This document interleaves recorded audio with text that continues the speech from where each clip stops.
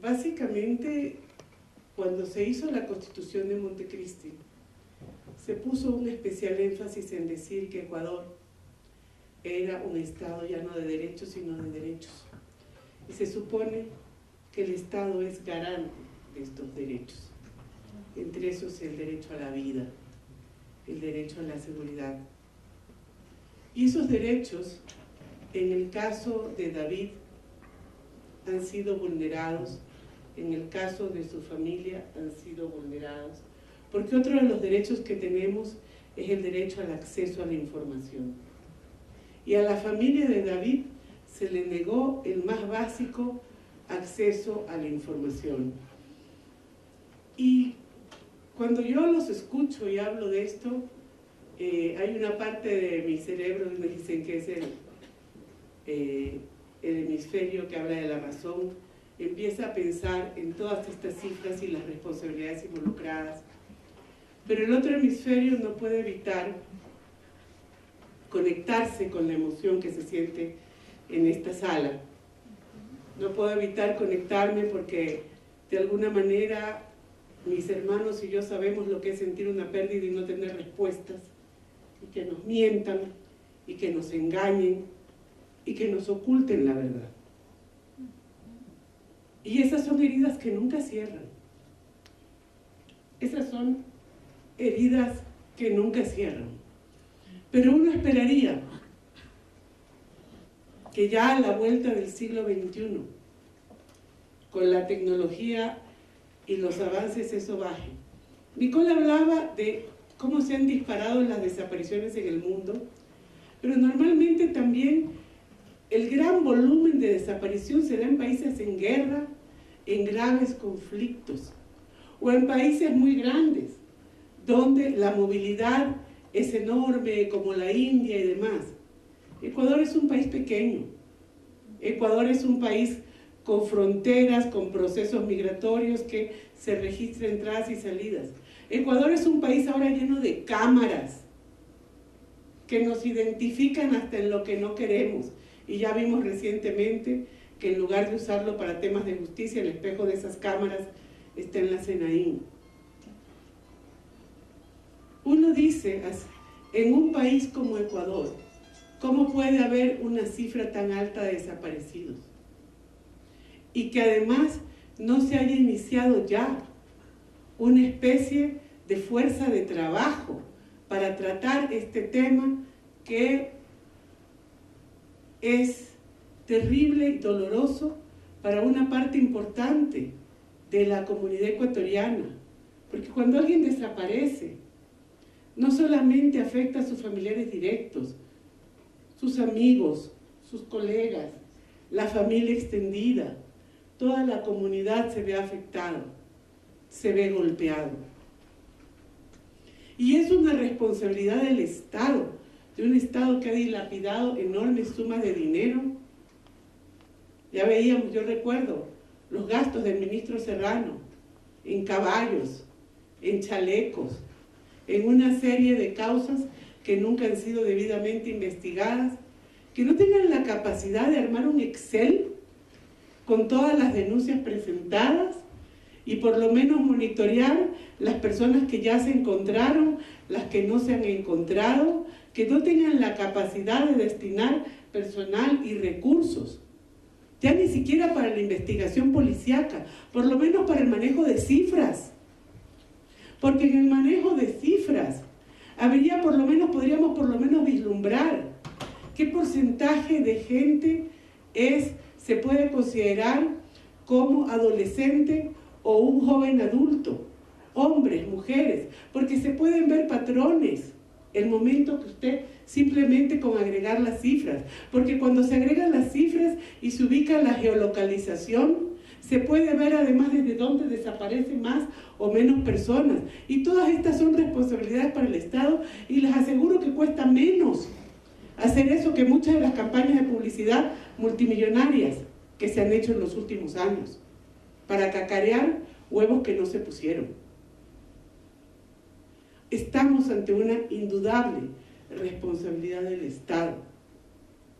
Estamos en una indudable responsabilidad del Estado y que no solamente se mantiene, es del pasado, sino de ahora. Es difícil pensar, además, para mí por lo menos, pensar cómo sanear estos casos cuando resulta ser que una de las personas que aparece, que es como por lo menos responsable de una grave negligencia, es el ministro Serrano, que ahora lidera un bloque en la Asamblea de la que dependen votaciones y aparentemente está la estabilidad política del país. Es difícil pensarlo, seamos francos. Seamos francos. Pero sí creo que más allá de cualquier alianza político-electoral que se haga, eso debe quedar en el mundo de la política. Creo que en el mundo de la justicia y de la investigación policial se debe actuar con técnica, con seriedad, con ética y ojalá con empatía. Y esa es una deuda que tiene el Estado ecuatoriano, no solo con la familia de David, sino con las familias de todos los desaparecidos, con todas las familias de los niños abusados sexualmente en planteles escolares, con todas las familias de las víctimas de redes de trata. En días recientes salieron a la luz dos cosas graves, una de ahora y una del pasado. La de ahora, que una joven, Carolina, fue asesinada y pese a una autopsia donde se evidenciaba que había sido asesinada, la DINASET declaró eso como una muerte natural. La misma DINASET que tenía que investigar la muerte de David Romo como institución. ¿Cómo confiamos? También salió el informe de Plan B sobre la red de trata en las fronteras y las vinculaciones de la red de trata con altos mandos policiales y de la Fiscalía y de la Justicia. Y nada de eso ha generado procesos, porque todas las instituciones pueden tener malos elementos. El problema es que ninguna de esas denuncias ha generado hasta ahora consecuencias en las personas que son responsables de los ilícitos que además afectan la vida y la seguridad de jóvenes mujeres, de jóvenes hombres. Y uno dice entonces, hay en este momento una grave responsabilidad, no solo del pasado, sino actual. La ministra María Paula Romo tiene que ver y revisar quiénes han sido los responsables de esos procesos, del tema de David Romo al interior de la fuerza policial. Tiene que investigarse a los investigadores. Tienen que ser investigados. Tiene que ser investigado el fiscal que negó el acceso a la información, porque es cierto, como lo decía el abogado, puedes declarar un caso reservado. De hecho, el caso de Carolina se acaba de declarar reservado después de la insistencia de una fiscal, pero ahí por lo menos la madre consintió y se supone que puede tener acceso a la información. No es el caso de David, no fue el caso de David. En el momento que se estaban haciendo las pericias más importantes. Entonces sí hay una responsabilidad del Estado. En la mañana de hoy se ha presentado, entiendo, en la Asamblea una propuesta para que sea una comisión internacional la que se haga cargo de eso. No sé si lo hagan. Yo creo que por lo menos si no hacen eso, por lo menos deberían pedir ayuda. Porque si no tienen capacidad, hay nuevos crímenes en el mundo. En términos de trata, pornografía infantil y demás, hay nuevos crímenes que no necesariamente nuestra fuerza policial está preparada para enfrentarlos. Necesitan por lo menos admitirlo. Pero no puede ser, y perdonen aquí que toque algo doloroso, no puede ser que ante su incapacidad de investigación hayan querido incluso culpar a la madre de David de su desaparición. Porque eso sucedió en los rumores que lanzaban desde la Fiscalía y desde la Policía Nacional. A mí mismo cuando empecé a investigar este tema me decían, ese caso es raro. La señora... Y lo mismo decían de todos los casos. Cada vez que hay un caso complejo, donde los familiares de las víctimas no agachan la cabeza, no se dejan aplastar, lo siguiente es señalar a los familiares de las víctimas. No que no se investigue, pero debieron haber investigado todo eso en primer momento. Las primeras investigaciones cuando alguien desaparece, no por considerarlos culpables, sino por todos los elementos que puedan aportar para ayudar a encontrarlo, se hace en el entorno cercano de la víctima. Nada de eso hizo la Policía Nacional. Negligencia, incapacidad, complicidad. ¿Ante qué estamos? Esas son respuestas que ellos nos deben dar. Y si a estas alturas, a las autoridades actuales, a las nuevas autoridades, se les complica, entre comillas, encontrar a David, si tienen bien a mano y bien cerca a los responsables de que no se hiciera una investigación adecuada sobre lo que pasó con él.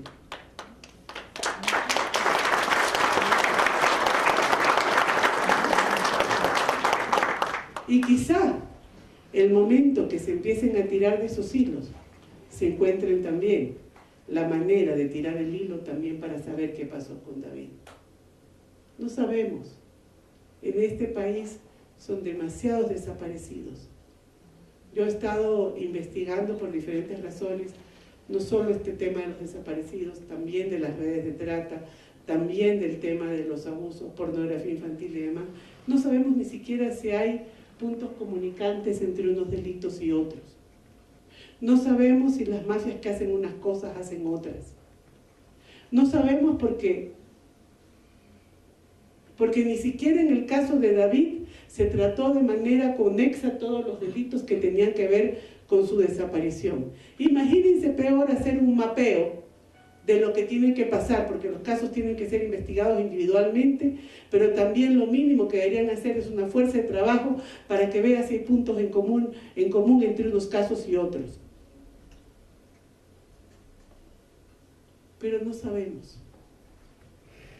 No tenemos, y vuelvo al inicio, no tenemos ni siquiera una base de datos que nos diga cuántos desaparecidos son personas de tercera edad, que algunos pudieron perderse, deambular o sufrir un accidente por razones justamente de enfermedades de su edad, o cuántos son jovencitas, jóvenes muchachos que pueden todavía estar en algún lugar, en alguno de esos intersticios espantosos de la red de trata que pudieran ser rescatados. No sabemos nada, y deberíamos por lo menos tener cifras, deberíamos por lo menos tener una mínima claridad, pero no la tenemos porque ni al Estado le ha interesado tenerla. Nuevamente,